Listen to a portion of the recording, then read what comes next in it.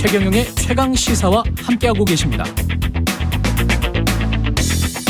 네, 검찰이 민주당 이재명 대표에게 구속영장을 청구한 상황에서 민주당 입장 들어보겠습니다. 김남국 민주당 의원 연결돼 있습니다. 안녕하세요.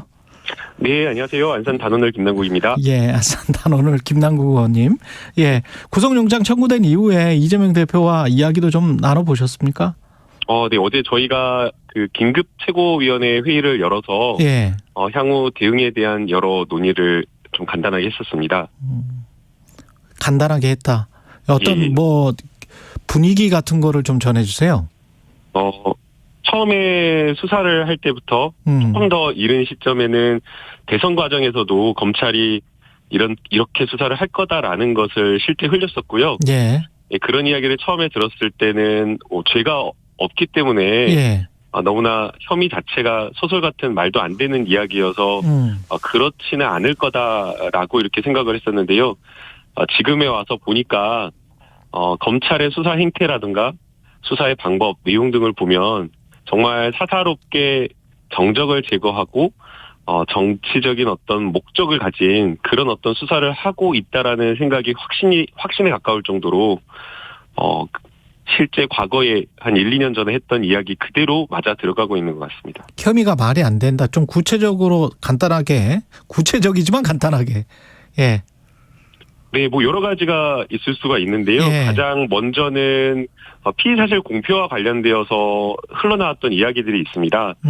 대장동과 관련되어서 천화동인 1호가 이재명 측 이렇게 이야기를 하면서 굉장히 많은 보도가 되었었는데요. 이번 네. 영장에서는 아예 그 내용이 빠졌습니다. 그러니까 처음에 검찰이 쓰려고 했던 소설이 천화동인 1호 지분을 이재명 측이 가지고 있다라는 식으로 그렇게 몰고 갔던 것으로 보입니다. 그러나 그와 관련되어서 천화동인 1호에 대한 정영학 녹취록에 명백하게 유동규라는 이름만 지칭하고 있을 뿐이지 예. 이재명 측이라는 단어도 들어가 있지 않고 또 저희가 추정할 수 있는 그런 여러 가지 내용들이 전혀 없었습니다. 그래서 이 유동규 씨의 번복된 진술만 있을 뿐이고 핵심 공범이라고 하는 네 사람들의 진술이 일치하지 않은 상태에서 무리하게 그렇게 피의사실 공표, 여론몰이를 하고 있었다라고 보이고요. 그런데 이제 그 부분은 이 범죄에서 아예 빠졌던 것으로 보입니다. 그렇군요. 그리고 이제 또 두 번째 수원지검에서 계속 수사를 하고 있었던 변호사비 대납 의혹과 관련되어서도 마치 변호사비 대납이 있는 것처럼 몇 년 동안 그렇게 보도가 되었었는데 예. 최근에는 지금 그런 내용이 아예 흘러나오지 않고 이번 영장에도 빠졌습니다. 그리고 이제 마지막 세 번째 지적을 하고 싶은데요. 예. 배임액을 늘리기 위해서 심지어는 대법원에서 판단한 환수액까지 인정하지 않고 무리하게 지금 영장을 청구한 것으로 보입니다. 그 공원 말씀하시는 거죠? 예, 맞습니다. 예, 과거에 그 대장동 사업을 하면서 5,500억 원을 환수했다라고 하면서 이제 도지사 선거를 나갔었거든요. 예. 그런데 이제 그게 허위사실 공표에 해당된다라고 하면서 이제 기소가 되어서 재판을 받았었는데 그랬었죠. 이미 이것은 대법원 확정 판결에 의해서 환수한 것이다. 사실과 일치한다라는 그런 대법원 취지의 판결이 있었는데도 불구하고 그때 판결에는 환수액이 한 5,500억 정도 됐었나요? 예, 맞습니다. 예. 그런데 그것을 다 빼버리고 성남도시개발공사를 통해서 받은 확정이익만 1,800억만 환수한 것으로 그렇게 구속영장에 적은 겁니다. 일부러 부풀렸다 검찰이. 네, 그래서 예. 저는 환수 액수는 줄이고 배임액은 늘리는, 부풀리는 그런 것을 했다라고 좀 보고요. 그래서 이러한 어떤 검찰의 어떤 판단이라든가 이러한 어떤 검찰의 수사가 객관적인 것이 아니라 정치적으로 정적을 제거하기 위해서 평가를 그냥 마음대로 자의적으로 해서 이렇게 기소를 하고 수사를 하고 있는 거 아닌가 이렇게 생각이 듭니다. 혐의에 대해서는 그렇게 반론을 펴셨고요. 네. 그다음에 이제 어제 주간조선 내용인데 대통령실 고위 관계자가 이 대표에 대해서 쪼개기 구속영장 청구 가능성, 그러니까 계속 청구할 가능성이 있다. 이거는 어떻게 보세요? 보통 이제 저희가 취재를 했다라고 하면 고위 관계자다라고 하면 수석급 이상이나 아니면 대변인을 지칭한다고 하잖아요. 예. 그런데 지금 이 수사와 관련되어서는 사실은 수사를 해봐야지 범죄 혐의가 있는지 어떻게 되는지 아는 것인데 마치 대통령실에서 앞으로의 진행 상황을 아는 것처럼 그렇게 이야기를 하는 것을 보면 결국에는 이 수사의 배후에 대통령실이 있는 것 아니냐.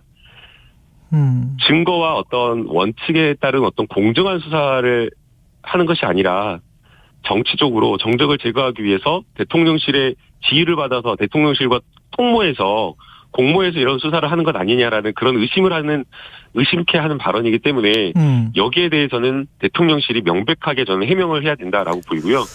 그다음에 이제 쪼개기 영장을 청구한다라고 하는 것은 예. 그야말로 형사사법 절차에서 이렇게 하는 경우가 없습니다. 지금 야당 대표를 3차례나 불러냈었는데요.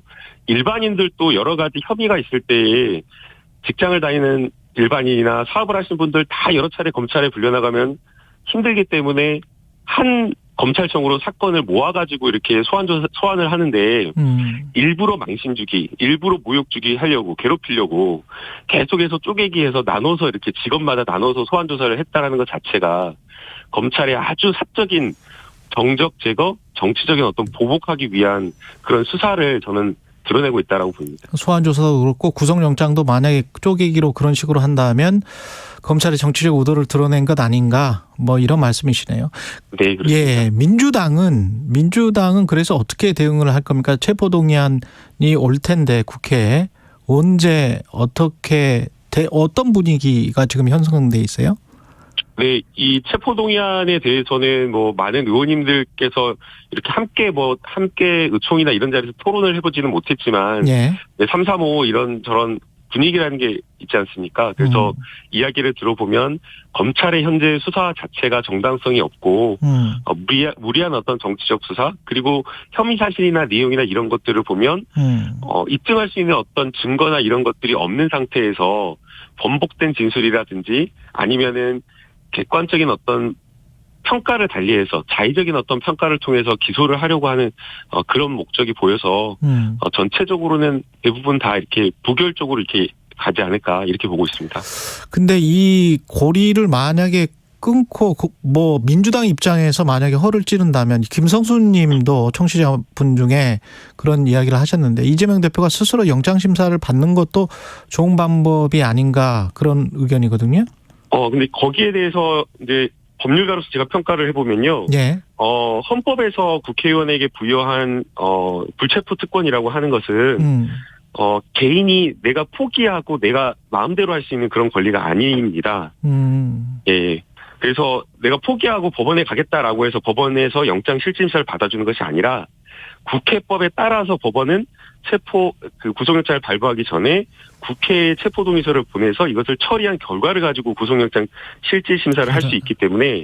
구속영장 실질심사 전에 국회에서 국회법에 따라서 꼭 그 절차를 해야 된다? 네, 국회법에 따라서. 그래서 이제 어제 의장님도 자기에게 이거를 하고 말고 할 권리가 없다라고 이렇게 그런 취지의 발언을 하셨는데요. 그래서 회기가 열린 상태라고 한다면 이것을 내가 포기하고 나가겠다 이게 되지가 않습니다. 그리고 또 만약에 이재명 대표가 그런 의사나 그런 어떤 생각이 있다고 하더라도 저희 민주당의 대표를 그렇게 하자라고 할 의원들이 저는 많지 않을 거라고 보이고요. 그거는 한다고 해도 저희 의원들이 안 된다라고 이야기할 것이기 때문에 이건 논의하는 것 자체가 법률적으로도 성립되기가 좀 어렵고 의원들도 여기에 대해서 안 된다라고 아마 단호하게 말할 것 같습니다. 예, 여기까지 듣겠습니다. 더불어민주당 김남국 의원이었습니다. 고맙습니다. 네, 감사합니다.